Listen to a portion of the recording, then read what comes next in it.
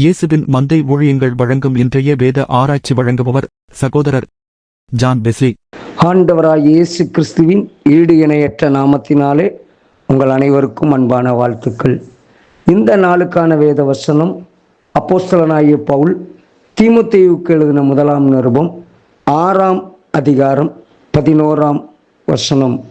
நீயோ தேவனுடைய மனுஷனே, இவைகளை விட்டோடி நீதியையும் தேவபக்தியையும் விசுவாசத்தையும் அன்பையும் பொறுமையும் சாந்த குணத்தையும் அடையும்படி நாடு. அருமையான கர்த்தருடைய பிள்ளைகளே, அப்போஸ்தலனாகிய பவுல் தன்னால் வழிநடத்தப்பட்ட தீமோத்தேயுவுக்கு ஆலோசனை சொல்லி கடிதம் எழுதுகிறார்.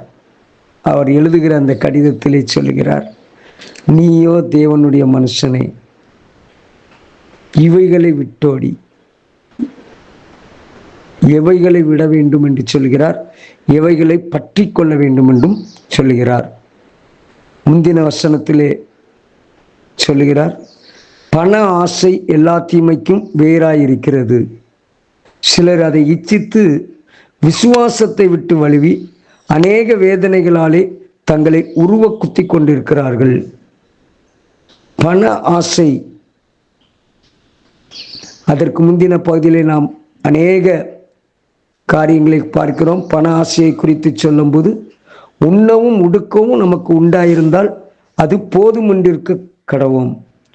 போதும் என்கிற மனதுடன் கூடிய தேவ பக்தியே மிகுந்த ஆதாயம். நம்முடைய உள்ளத்திற்குள் வீணான ஆசைகளை ஒதுக்கிவிட்டு, மனிதன் இன்றைக்கு பண ஆசையின் நிமித்தம்தான் அவன் அநேக தீமைக்குள் சிக்கி தவிக்கிறான். நாம் வாசிக்கிறோம் அல்லவோ யூதாஸ் காரியத்தை குறித்து. அவனுடைய பண ஆசை எவ்வளவு பயங்கரமான தீமையை செய்வதற்கு காரணமாய் மாறிவிட்டது. யோசபாத் என்கிற ஒரு நல்ல ராஜா, ஆகாப்புடைய மகன், ஆண்டவருக்காக வாழ்ந்த ஒரு மனிதன்.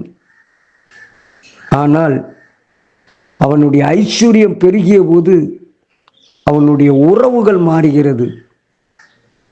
தேவனுக்குரிய காரியத்தை விட உலக மனிதர்களுடைய காரியத்தை முக்கியத்துவப்படுத்துகிறான். விளைவு ஒரு மாபெரும் யுத்தத்திலே அழிந்து போகக்கூடிய ஒரு சூழ்நிலை. ஆனால் கர்த்தருடைய கிருபை அவனை பாதுகாத்தது என்று சொல்லி பார்க்கிறோம். அதனால்தான் அவர் எழுதுகிறார், நீயோ தேவனுடைய மனுஷனே. நம்மிடத்தில் காணப்பட வேண்டிய நற்குணங்கள் நீதி, அநீதி வேண்டாம். தேவ பக்தியா, கர்த்தர் மேல உள்ள பக்தி, அளவு கடந்த பக்தி, விசுவாசம்தான். நம்ம எதை விசுவாசிக்கிறோமோ அதுதான் நம்ம வாழ்க்கையில நடக்கும்.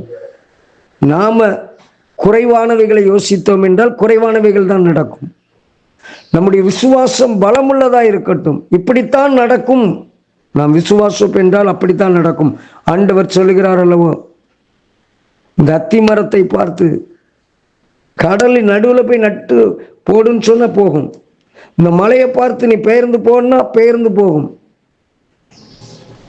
ஆண்டவருடைய வார்த்தை, ஆண்டவர் நமக்கு கொடுத்திருக்கிற வார்த்தை வல்லமை பொருந்தியது. நம்மிடத்தில் அவிசுவாசம் காணப்படக்கூடாது. நம்முடைய விசுவாசம்தான் உலகத்தையே ஜெயிச்சிருமா. சாதாரணமான வார்த்தை பயன்படுத்தவில்லை, உலகத்தையே ஜெயித்து விடும். அன்பு, பொறுமை, சாந்த குணம், இப்படிப்பட்ட மேலான குணத்தை நாம் நாட வேண்டும். தாழ்மையின் குணம் வேண்டும், வேண்டும், இன்னும் வேண்டும்.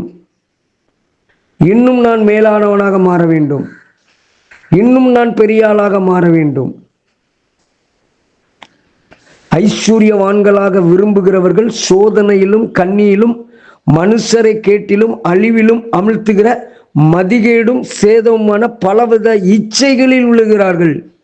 பல்வேறு விதமான ஆசைகளில் விழுந்து எழும்ப முடியாமல் ஆகிறார்கள். ஆகவே அருமையான கர்த்தருடைய பிள்ளைகளே, போதும் என்கிற மனம், நீதி, தேவபக்தி, விசுவாசம், அன்பை கர்த்தருடைய சமூகத்திலே நாம் நாடி சார்ந்து கொள்வோம். கர்த்தர் நம்ம ஏற்ற நேரத்தில் உயர்த்துவார். அவர் நம்மளை உயர்த்துகிறத மற்றவங்க பார்த்து ஆச்சரியப்படுவார்கள். சொல்லிவிட்டு முடிக்கிறார், விசுவாசத்தின் நல்ல போராட்டத்தை போராடு, நித்திய ஜீவனை பற்றுக்கொள், அதற்காகவே நீ அழைக்கப்பட்டாய் என்று சொல்லி பவுல் தீமோத்தேயுவுக்கு ஆலோசனை சொல்கிறார். நல்ல போராட்டங்களை போராட, ஆண்டவருக்கு பிரியமாய் வாழ, அவருக்கு உகந்ததை செய்ய நாம் ஜெபிப்போம். அன்பின் தகப்பனே, எங்களிடத்திலே வீணான ஆசைகள், வீணான வைராக்கியங்கள் எங்களிடத்திலே இல்லாதபடி விசுவாசத்திலே நிலைத்திருக்க உதவி செய்யும்.